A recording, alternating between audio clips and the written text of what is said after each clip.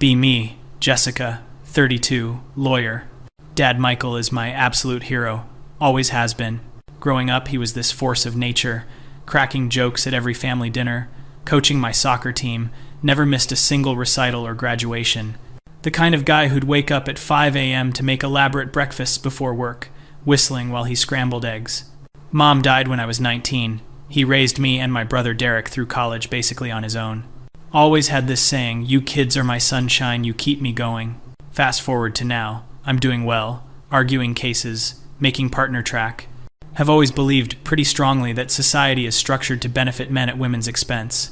Not loud about it, not posting manifestos or anything, just how I see the world based on my experiences. Like every performance review I get is about being too aggressive, while male colleagues doing the exact same thing are assertive leaders. Clients assume I'm the paralegal when I walk into rooms. Had a judge literally ask me to fetch him coffee once. So yeah, I've developed some strong opinions about who has it easier in this world. Anyway, Dad's 64, still working as an electrician, still that same energetic guy, or so I thought. March 2023, I notice he's not responding to my texts as quickly. Usually he sends me those cringy good morning gifs every single day without fail. Suddenly, nothing. Call him. He says he's just tired from work. Voice sounds flat, not like him. Visit him that weekend. His house is a mess. Dad was always meticulous. Military corners on the bed, dishes done immediately after meals. Now there's takeout containers on the counter, mail piled up, dishes in the sink. Dad, you okay? Yeah, sweetie, just been busy. But his eyes don't meet mine. Over the next few weeks, he stops answering calls altogether. Texts back, one-word responses. Derek says he's noticed it too. Dad missed his grandson's birthday party. Dad never misses anything with his grandkids. Like that's literally unthinkable. I drive over unannounced in April. He answers the door in the same clothes I saw him in last week. Hasn't shaved, which for Dad is absolutely bizarre. This man used to shave every single morning like clockwork, said it made him feel human. Dad, what's going on? Talk to me. Nothing, Jessica, I'm fine. Just getting old. He's 64, not 94. Push past him into the house. It's worse than before. Curtains all drawn, dark as a cave in the middle of the day. The TV is on, but he's clearly not watching it. Fridge has basically nothing in it except beer and old condiments.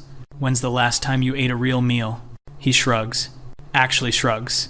This man who used to cook elaborate Sunday dinners and insist we all sit down together. I start cleaning up.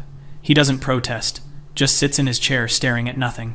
Try to talk to him about work, hobbies, anything. One word answers. Totally checked out. Ask if he's been feeling okay mentally.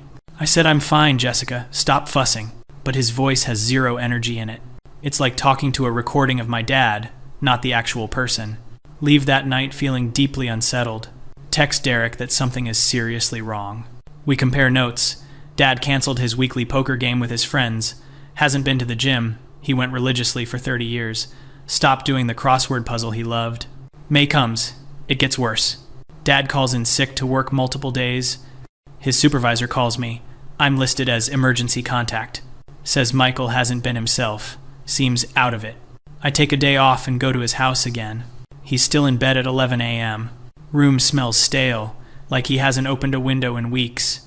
Dad, I'm worried. Please talk to me, please. He just rolls over, faces the wall. There's nothing to talk about, sweetheart. I'm just tired. Tired of what? Everything. That word hangs in the air, and my stomach drops. Spend the whole day there. He barely moves, doesn't eat. When I bring him food, he takes 2 bites and pushes it away. This man who used to eat 3 full meals plus snacks, who used to say, food is fuel, kiddo, can't run on empty. Now he can't even finish half a sandwich. I'm scared in a way I've never been scared before. This isn't my dad. This is a shell. Force him to come to the doctor. He resists, says there's no point. Doctors can't fix anything. Literally have to use my lawyer voice. Threaten to call Derek and stage an intervention. He agrees just to get me to stop. Doctor's appointment is brutal. Dad sits there barely responding to questions. I end up answering most of them. Doctor asks him about his mood, sleep, appetite, energy levels. Dad just says everything's fine in this dead monotone. I interrupt, tell the doctor everything I've observed. Dad gets referred to a psychiatrist. Diagnosis comes back. Major depressive disorder, moderate to severe. Doctor explains it's a real medical condition, chemical imbalance, very treatable but needs intervention. Starts him on medication, refers him to therapy. Dad takes the prescription, but I can tell he doesn't believe it'll help. It's just pills, Jessica. Pills don't fix anything real. Dad, this is real. Depression is real, the doctor said. I know what the doctor said. I was there. But there's no fight in his voice, no resistance, just emptiness. June, July, August blur together. The medication takes weeks to start working. Doctor said that's normal. Meanwhile, I'm watching my father disappear. He goes through the motions, takes the pills, goes to therapy.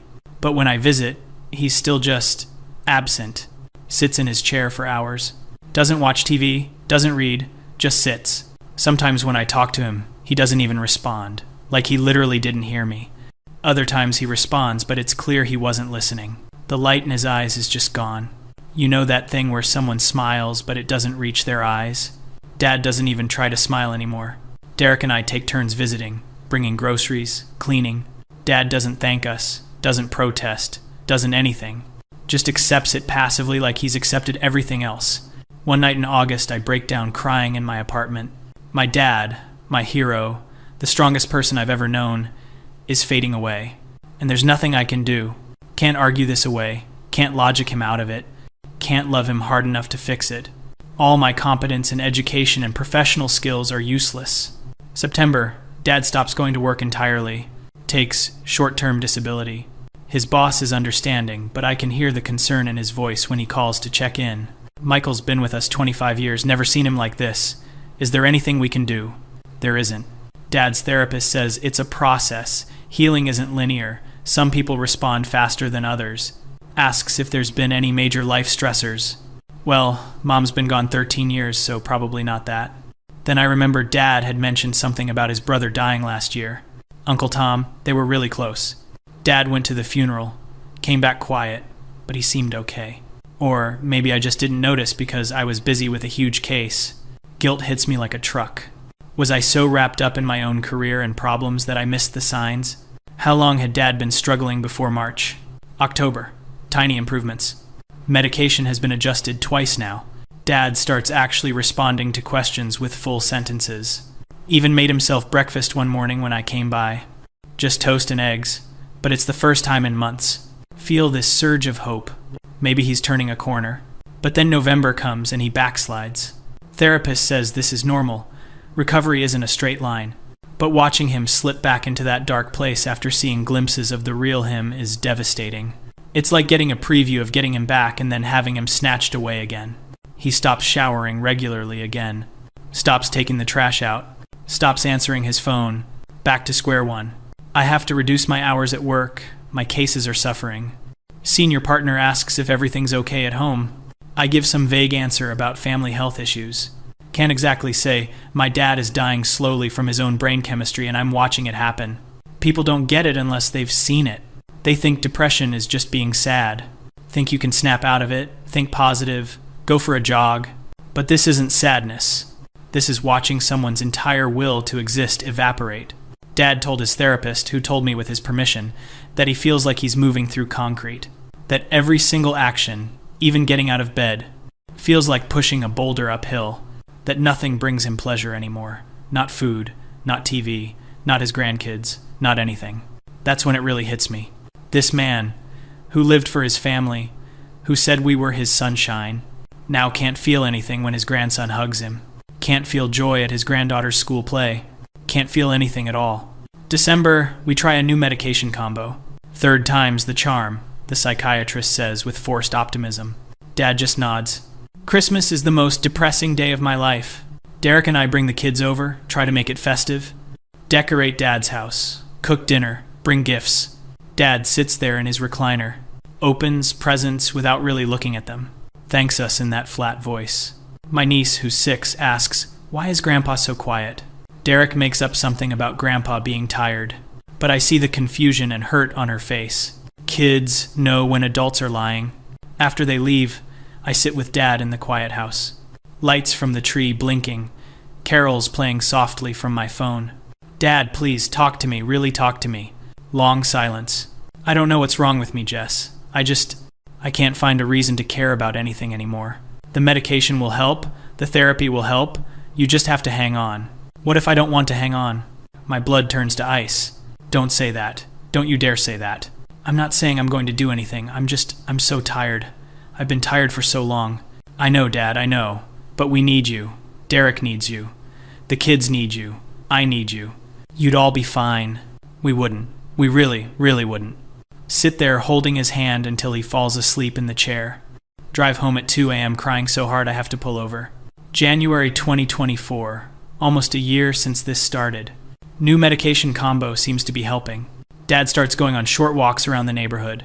Therapist recommended it for the exercise and routine. He doesn't want to, but he does it anyway.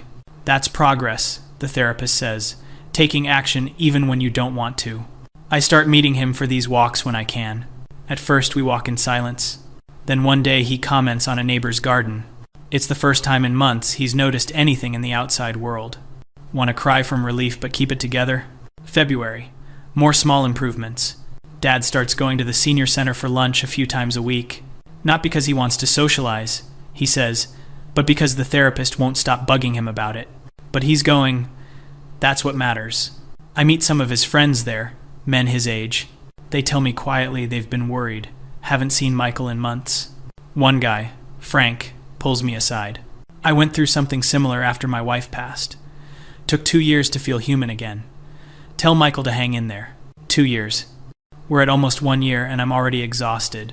Can't imagine another year of this. But we don't have a choice. March 2024. Exactly 1 year since I first noticed something was wrong. Dad has his weekly therapy appointment. I drive him because he still doesn't trust himself behind the wheel when he's having bad days. Wait in the waiting room like I have dozens of times. When he comes out, his therapist asks to talk to both of us. We sit down in her office. Michael's made remarkable progress. He's not out of the woods yet, but he's responding well to treatment. I'm proud of the work he's doing. Dad just nods, but I see the tiniest flicker of something in his eyes. Not quite pride, but acknowledgement maybe. Therapist continues. We've been discussing what triggered this episode. Michael, do you want to share with Jessica what we talked about? Dad looks uncomfortable. I've apparently been dealing with low-grade depression most of my adult life. After your mom died, after Tom died, it all just accumulated.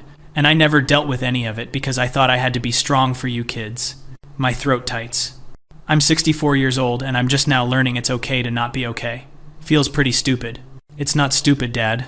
Feels stupid. Spent my whole life thinking I just had to push through, be the rock, never complain. Thought that's what men do. And look where it got me. Sitting in my car afterward, something shifts in my brain. Been so focused on gender dynamics, in professional settings, in dating, in public life, never really thought about the flip side. About men like my dad, who literally almost died because they felt they couldn't express pain. Who internalized be strong so deeply, it became toxic. Who suffered in silence until their brain chemistry completely broke down. Think about all the times Dad must have been struggling over the years and never said anything. After Mom died, he threw himself into taking care of us, never grieved properly. After Tom died, he went to the funeral and came back and went straight back to work. Never took time, never asked for help, never admitted he was drowning. And society told him that was noble. That was being a good man, a good father. Suffer silently, provide, be the rock, until the rock crumbles to dust. April. Dad starts going back to work part-time. Just a few hours a week, easy jobs. His boss is accommodating, which I'm grateful for. Dad comes home exhausted, but there's something different. He's tired from activity, not from existing. There's a difference. Can see it in his face. May. We're sitting on his porch, first warm day of spring. He's drinking coffee, actually tasting it for the first time in a year. Mentioned, it tastes good, which seems small, but it's huge. Means he's experiencing pleasure again. Means the anhedonia is lifting. Jess, I want to say thank you for not giving up on me. I know this past year has been hell. Dad, you don't have to thank me. I do. There were days I wished you'd all just leave me alone to fade away, but you didn't. You kept showing up. We sit in silence for a while. I didn't understand how bad it was, I say finally. I mean, I knew depression was real, intellectually, but I didn't understand that it could do this to someone. That it could steal everything that makes a person themselves. It's a hell of a thing, he says quietly. All those years, Dad, you never said you were struggling. Not once. Wasn't supposed to. Men don't fall apart. We keep it together. That almost killed you. I know. Therapist has mentioned that about 100 times. Another silence. I think I've been wrong about some things. I admit, not about everything. Women face real shit, real barriers. I live it every day at work. But I think I dismissed how much men suffer too, in different ways. Ways I couldn't see because I wasn't looking. Dad looks at me with more clarity than I've seen in a year. We all suffer, kiddo. Different packages, same pain. Your struggles at work are real. My struggles with my brain are real. It's not a competition. I know, I think I forgot that somewhere along the way. June 2024. Dad's smile reaches his eyes for the first time. We're at Derek's house for a barbecue. Dad is playing catch with his grandson. Laughing when the kid throws the ball way over his head. Actually laughing. Derek and I make eye contact across the yard. Both have tears in our eyes. We got him back. Not entirely, maybe not ever entirely, but enough. The light is back. Flickering maybe, but present. Later, helping clean up, Derek says, I was so scared we were going to lose him. Me too. He seems better though. Really better. Yeah, it's been a long year. Longest of my life. Think about everything I've witnessed. My strong, capable, loving father reduced to a shell. Not by weakness, not by choice. By a medical condition that nobody takes seriously enough. By a lifetime of suppressing pain because that's what men are taught to do. By isolation and silence and the weight of expectations. Sitting at my desk the next week, male colleague makes some comment about having it easy. Different context. Professional thing. But I find myself stopping. Thinking about Dad in that dark room, unable to get out of bed. Thinking about the statistics the therapist mentioned. Men die by suicide at 3.5 times the rate of women. Thinking about how many men like Dad are out there suffering silently right now. You okay? Colleague asks. Yeah, just thinking about something. Not going to get into it here. Not appropriate. But something has fundamentally shifted in how I see the world. Can hold two truths at once now. Women face systemic barriers, discrimination, harassment, and violence. And men face crushing expectations, emotional suppression, and suffer in ways society ignores. These aren't contradictory. They're both real. Both devastating. Both need to be addressed. Meet my friend Rachel for drinks. She's complaining about men having it easy. She's not wrong in her specific context. Dating apps are a nightmare. But I find myself saying, I don't know if anyone has it easy, really. She looks at me like I've grown a second head. Since when do you defend men? I'm not defending anyone. My dad's been really sick. It's made me think about things differently. Don't elaborate. She wouldn't get it unless she'd seen what I've seen. July, Dad tells me he's thinking about going to a men's support group. His therapist recommended it. Group specifically for men dealing with depression and mental health. That sounds great, Dad. Feel weird about it. Bunch of guys sitting around talking about feelings. Weird good or weird bad? Don't know yet, but I'm going to try it. Therapist says isolation is what got me here in the first place. He goes, afterward he calls me. How was it? Strange. Good strange. Everyone there gets it. No explaining. No pretending. Just real talk. I hear something in his voice I haven't heard in years. Relief maybe. Or recognition that he's not alone. August 2024. Dad and I are walking. Our regular thing now. Couple times a week. You know what the worst part was? He asks suddenly. What? Feeling like I couldn't tell anyone. Like I had to just push through it because that's what I've always done. Even when I couldn't push anymore, even when I had nothing left, I still felt like I wasn't allowed to say it. Why? Because men don't break down. We're supposed to be the strong ones. The providers. The rocks. If we crack, everything falls apart. But you're human, Dad. Everyone has limits. I know that now. Took almost dying to figure it out, though. We walk in silence for a while. I'm sorry, I say finally. For what? For not seeing it sooner. For being so wrapped up in my own worldview that I couldn't see what you were going through. For maybe making you feel like your problems didn't matter because, Jess, stop. This wasn't your fault. I hid it from everyone. That's on me. But the hiding, Dad. You hid it because you thought you had to. Because of what society tells men about strength and weakness. Maybe. Probably. But I'm learning different now. September. I'm in a meeting at work. Senior partner is talking about mentorship, diversity, inclusion initiatives. Asks for input. Find myself saying, I think we should also consider mental health support, especially for our male associates who might be struggling but feel they can't speak up. Everyone looks at me. Senior partner nods slowly. That's a good point, Jessica. We tend to focus on other diversity issues, but mental health is just as important. Let's add that to the agenda. Small thing maybe, but it matters. October 2024, almost 2 years since this nightmare started. Dad is doing really well. Back to work full-time, hosting family dinners again. His Sunday roasts are back, and they're delicious. Joking around with his grandkids, planning a fishing trip with his brothers. Sees his therapist monthly now instead of weekly. Still takes medication. Will probably need to long-term. But he's present. He's alive. He's himself. We're sitting at his kitchen table after dinner. Can I tell you something? I ask. Of course. Watching you go through this changed me. Changed how I see a lot of things. Yeah? I spent a lot of time thinking men had it easier. In a lot of ways they do. Professionally, socially, there are real advantages. But I didn't see the other side. The pressure, the isolation, the suffering that men go through because they're taught they can't ask for help. Dad listens quietly. I'm not saying women don't have it hard. We do. But I don't think it's a competition anymore in my mind.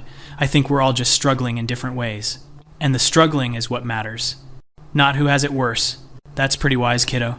I almost lost you because the world told you to be strong and silent. That's not okay. That's never going to be okay with me again. Dad reaches across the table and squeezes my hand. I'm still here. We made it through. Yeah, we did. November. I'm having coffee with a new associate at work. Young guy, maybe 26, looks exhausted. You okay? I ask. He hesitates. Yeah, just busy. Lot of cases. But I recognize that look now. The trying to hold it together look. The I'm not allowed to struggle look. If you ever need to talk or need resources, my door is open. No judgment. Mental health is important. He looks surprised. Thanks, I appreciate that. Don't know if he'll take me up on it. But at least he knows the option is there. At least someone said it out loud. December 2024. Christmas is completely different from last year. Dad is in the kitchen cooking up a storm. Laughing with Derek. Playing with the grandkids. Fully present. After dinner, my niece climbs into his lap. Grandpa, you seem happy again. Dad's eyes get misty. I am, sweetheart. I really am. Catch his eye across the room. He smiles. I smile back. Later, helping him clean up. Hell of a 2 years, he says. Understatement of the century. Thank you for seeing me through it. For not giving up. Never, Dad. Never. I mean it. A lot of men don't make it through what I went through. Don't have people who fight for them. No, he's right. Think about all the men who suffer alone. Who don't have a Jessica or a Derek. Who don't get the help they need. Who don't make it. We need to do better as a society, I say.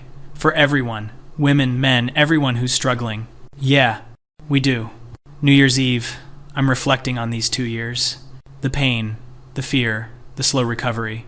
How much it changed me. Used to see the world in pretty binary terms. Now I see complexity. See suffering everywhere, in everyone. See how we all carry burdens that others can't see.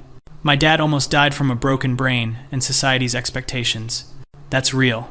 My struggles as a woman in a male-dominated field are real. Both can be true. Both matter. Everyone deserves to be seen, heard, supported. Dad calls it midnight. Happy New Year, Jess. Happy New Year, Dad. Love you. Love you too. Kiddo. Here's to a better year. Here's to being here to see it. Amen to that. Hang up and sit in the quiet. Think about everything I learned. Men aren't living easy lives, free from suffering. They're suffering in ways I never fully understood. And that suffering is just as real, just as devastating, just as worthy of acknowledgement as any other. Doesn't erase women's struggles. Doesn't diminish them. Just adds to the full picture of human pain. And maybe that's the point. Maybe we all suffer. Maybe we all struggle. And maybe the answer isn't figuring out who has it worse, but figuring out how to help each other through it. Whatever our gender, whatever our circumstances, we're all just humans trying to survive our own minds and the world's expectations. And that's enough. That has to be enough. Dad's alive. That's what matters. He's here. He's healing. He's fighting. And I see him now. Really see him. See all of it. The strength and the vulnerability. The joy and the devastating pain. The full reality of what it means to be human, regardless of gender. Just human. Beautifully, terribly human. And suffering. And surviving. And that's the whole story.